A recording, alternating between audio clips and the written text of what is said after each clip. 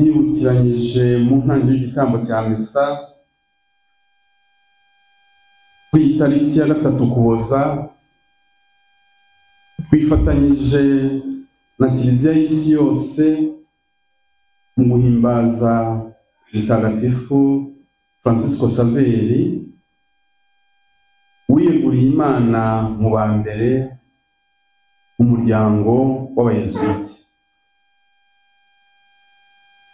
N'umunsi mukuru muri ibitaro bya Nemba byamuragijwe, bikaba bimufiteho umurinzi n'umuvugizi. Bavandimwe,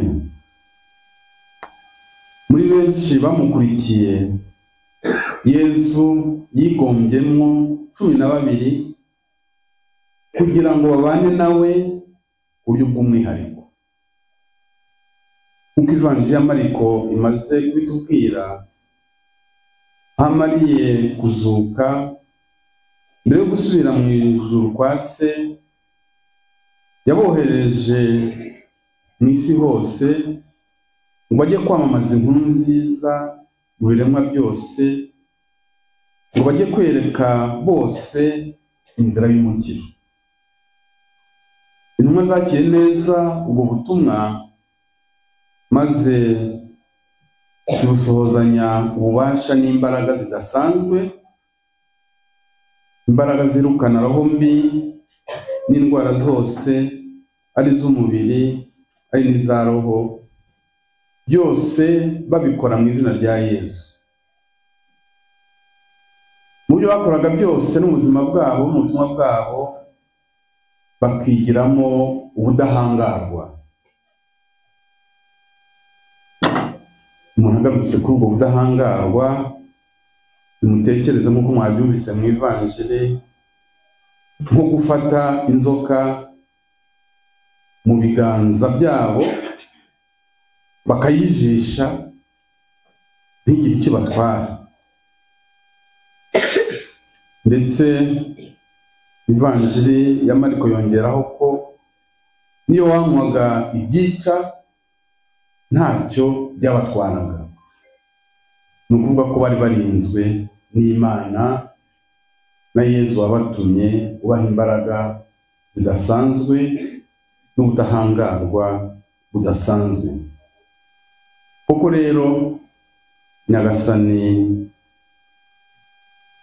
yari hafi yabo, ayobora intambwe zabo, ijambo ryabo akarikomeresha ibimenyetso byariherekezaga. Twabyumvise muri Ivanjili y'uyu munsi, Ivanjili ya Mariko, umutwe wa 16 kuva ku murongo wa 15 kugera ku wa 20. Bavandimwe, intumwa za Yesu zakiriye neza ubutumwa, maze zihagurukana ibakwe zijya kwamamaza inkuru nziza y'agakiza. Muri uko gusohoza ubutumwa zirangwa n'ubutwari. Igitangaje ni uko bariya bose usibye Yohani, intumwa zapfuye zihowe Imana, zishwe kubera Kristo. Dufashe nk'urugero, Petero yapfuye abambwe ku musaraba i Roma. Ubwo buhamya bwa Kiliziya bwarakomeje. Muri ibyo bihe by'ikubitiro turabona umuhamya Pawulo Mutagatifu. Nyuma yo kugarukira Imana mu nzira y'i Damasiko, iyo ntumwa y'amahanga, uko twabyumvise mu isomo rya mbere, iratanga ubuhamya ku buryo yasohoje ubutumwa bwayo. Pawulo Mutagatifu aramya ko kwamamaza inkuru nziza ari umurimo ngombwa. Ntabwo ari kwa kundi kuvuga ngo birashoboka cyangwa ntibyashoboka. Ni umurimo ngombwa, nkaho yavuze ati ni itegeko kuri yewe. Kubaho kwe ni ukwamamaza inkuru nziza. kwamamaza inkuru nziza ni ubuzima bwe, yumva nta kindi yaberaho. Aya magambo ya Pawulo Mutagatifu arakomeye, agira ati ndiyimbire niba ntamamaje inkuru nziza. Mu yandi magambo ni ukuvuga ngo ndagowe, ntaho naba ndi, ntacyo naba ndi cyo ntamamaza inkuru nziza. Ikivugo cye ni ndi umugaragu w'inkuru nziza. Pawulo Mutagatifu nawe murabizi yiciwe i Roma aciwe umutwe. Bavandimwe, ubwo butumwa bwo kwamamaza inkuru nziza mu mahanga yose bwarakomeje, kandi burakomeje muri Kiliziya uko ibihe bigenda bisimburana, ndetse mu gihe gikwiye iyo nkuru nziza yageze hano iwacu mu Rwanda. Imyaka ibaye ingahe? 125, kubera ko abamisiyoneri ba mbere bageze mu Rwanda mu mwaka w'1900. Bahera hari Isave mu majyepfo, diyoseze ya Butare, bakomereza Zaza, Burasirazuba muri diyoseze ya Kibungo, misiyoni ya mbere Save, ya kabiri Zaza, umwaka umwe, umwaka w'1900, ya gatatu iba Nyundo, mwaka w'1901, noneho hakurikiraho Rwaza hano iwacu, mwaka w'1903, ataho Mibirizi muri uwo mwaka w'1903, birakomeza kugera i Kabgayi, Murunda, Rulindo, ugakomeza. Niyo mpamvu y'iyi yubile twamenye Kristo hashize imyaka 125. Muri ayo mateka maremare ari aya Kiliziya yose, ari n'amateka ya Kiliziya Gatolika mu Rwanda, tubonamo ingero nyinshi z'abantu bitanze, kubera ko abamisiyoneri baturutse iwabo bakaza kubaho mu buzima bukomeye cyane, ubuzima budashobotse, nyuma y'ingendo nyinshi bagenda n'amaguru,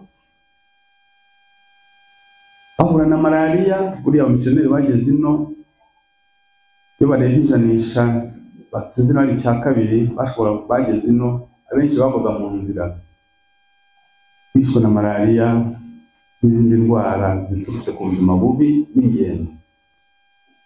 Ngo rero uvuga ngo abantu bitanze begurira Imana ubuzima bwabo,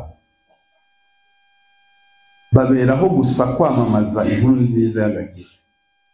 Buriya misiyoneri buriya hari bavaga iwabo basezeye, hakongera gusubira iwabo. Benshi bagiye bagwa ino, bashyiriwe hariya muri za Rwaza, murababona n'ahandi. Nuko bavaga iwabo basezeye kubera ko batanze ubuzima bwabo kugira ngo batumenyeshe inkuru nziza. Uyu munsi rero Kiliziya yaduhaye guhimbaza Mutagatifu Franciscus Xavier, waranzwe n'ishyaka ritangaje mu kwamamaza inkuru nziza. Ishyaka ritangaje. Urebye Francisco Xavier yaranzwe n'urukundo rwa Kristo, gukunda Imana, arangwa n'ubwitange, ishyaka n'ubutwari. Ibyo byose byaranze ubuzima bwe n'ubutumwa bwe. Nk'uko mubizi, Francisco Xavier yavukiye mu gihugu cya Espagne mu mwaka wa 1506, nawe kurangiza kaminuza y'i Paris. Yari umuntu woroshye muri icyo gihe. Muri iyo kaminuza yavanyemo impamyabushobozi ihanitse muri filozofiya imuhesha uburenganzira bw'umwarimu muri kaminuza. Birumvikana ko yari ameze neza mu bantu b'icyo gihe. Umuntu warangije kaminuza muri iyo myaka ikinyejana cya 16 yari ameze neza, iby'isi byaramuhiriye kubera ko iyo diplome yari afite n'imirimo yari afite nko kwigisha muri kaminuza. Yari mu bantu bakomeye b'icyo gihe. Areba n'imbere akaba yavuga ati imbere yanjye ubuzima bwanjye, amafaranga, kubaka urugo, kubyara, nuko ibyo byose byarashobokaga.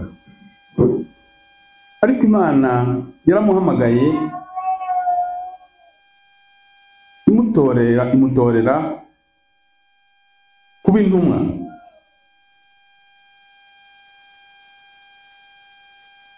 Uko yamutoye ni ibintu umuntu yakumva, burya Imana itora abishatse ariko ikagira abantu inyuraho. Muzi uwo yanyuzeho se? Ni uko icyo gihe yamuhuje na Mutagatifu Ignace wa Loyola wari hafi yo gutangira umuryango w'abayezuwiti. Buriya mu buzima bwanyu abantu muhuriyeho, abantu muhuriye ku murimo, burya ntabwo ari hazari. Imana ifite umugambi. Umuntu Imana iguhuje nawe ujye ubyakira nk'impano Imana iguhaye yo gusangira akazi, gusangira ubutumwa, byose. Uyu Francisco Xavier mu kumuhamagara yanyuze kuri Ignace wa Loyola. Ignace wa Loyola yamubwiye ijambo rimugera ku mutima. Kimwe n'uko ushobora kubona igikorwa cy'umuntu kikakugera ku mutima. Burya mujye mureba ibyo umuntu agukorera, ibyo mubona bigira ahantu bikuganisha.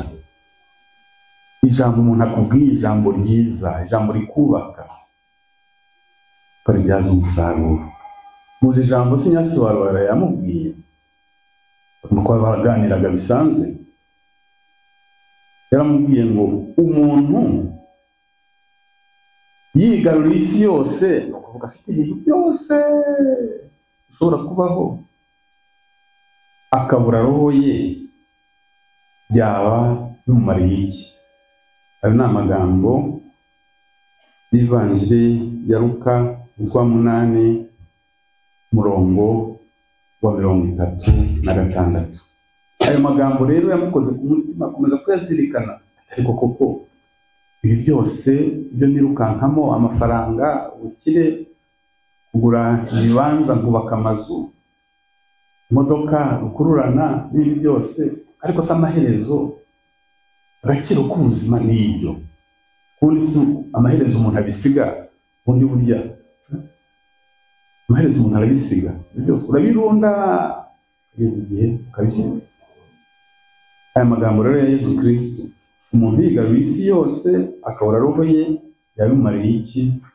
Yakoze ku mutima Francisco Xavier. Bavandimwe, iki kibazo Yesu yabajije, umuntu yigaruriye isi yose akabura roho ye, yabimariye iki? Ndifuza ko uyu munsi mwakumva ko Yesu ari ikibazo akubaza. Kanaka nyiranaka, wigaruriye isi yose ukabura roho yawe, yabikumariye iki? Wigaruriye ugize ibyo utunga byinshi cyane, ariko ntushobore kuzajya mu ijuru, yabikumariye iki? Ibyo rero byatumye, iryo jambo rya Yesu ryatumye Francisco akomeza kuzirikana, maze afata icyemezo cyo gusiga byose, maze agakurikira Yesu, agafatanya na Inyasi wa Loyola, nuko batangira umuryango w'abayezuwiti.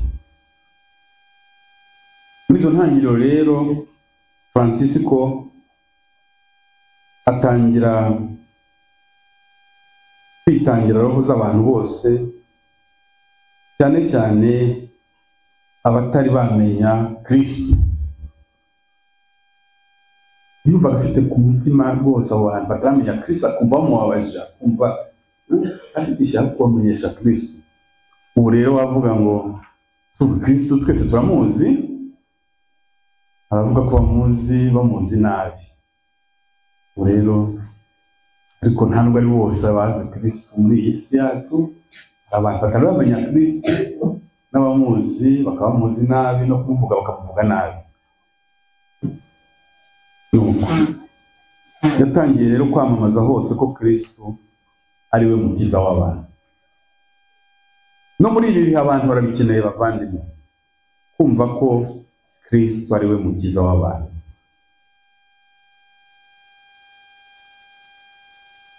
Yoherejwe rero kwamamaza iyo nkuru nziza y'agakiza kure cyane. Muzi aho ari hose aho bamwohereje? Mu Buhindi. Urumva ingendo yagombaga gukora mu Buhindi, kugira ngo uvuye muri Europe ukajya mu Buhindi. Urumva iryo shyaka rituma haguruka akagera mu Buhindi. Nuko yagize ingendo nyinshi cyane, zimwe zivunanye, ahura n'inzara n'inyota, umunaniro, indwara. Agiye kwamamaza inkuru nziza mu bihugu byo mu mugabane wa Aziya.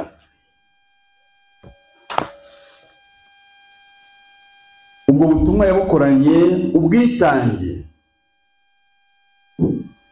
arangwa no kugurumana ishyaka, kuko yazirikanaga ko hari miliyoni na miliyoni zitabarika z'abantu bashobora kuba abakristo baramutse babonye ababigisha inkuru nziza ya Yesu Kristo. Francisco Xavier rero akaba yagaragaje ubutwari bukomeye cyane mu gukorera Nyagasani. Akaba yaraguye mu nzira ajya kwamamaza inkuru nziza mu Bushinwa. Yarakomeje urugendo agana mu Bushinwa ku itariki ya 3 Ukuboza. Kuri iyi tariki mu mwaka w'1552 atabaruka ari mu rugendo agiye kwamamaza inkuru nziza. Yari afite imyaka 46. Mukristo muvandimwe, muri iyi si hari benshi bataramenya Imana cyangwa se bayizi nabi. Muri iyi si turabona ibigaragara igenda itera Imana umugongo, ikimika ibigirwamana. Wowe Mukristo uhagaze ute mu kwamamaza inkuru nziza, mu kuvuga ko Yesu ari we mukiza? Uhagaze ute mu guhamya no kurwanira ukwemera kwawe? Bavandimwe, kuri uyu munsi wa Mutagatifu Francisco Xavier, umwogezabutumwa, isengesho twavuze mu ntangiriro twese turigira iryacu. Nyagasani, abayoboke bawe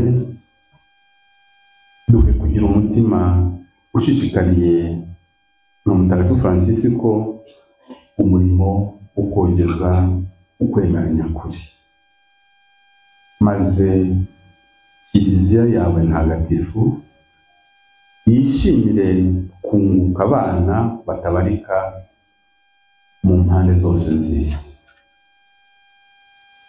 mwese Imana ibamugisha. Francisco Saveri adusabire. Amen.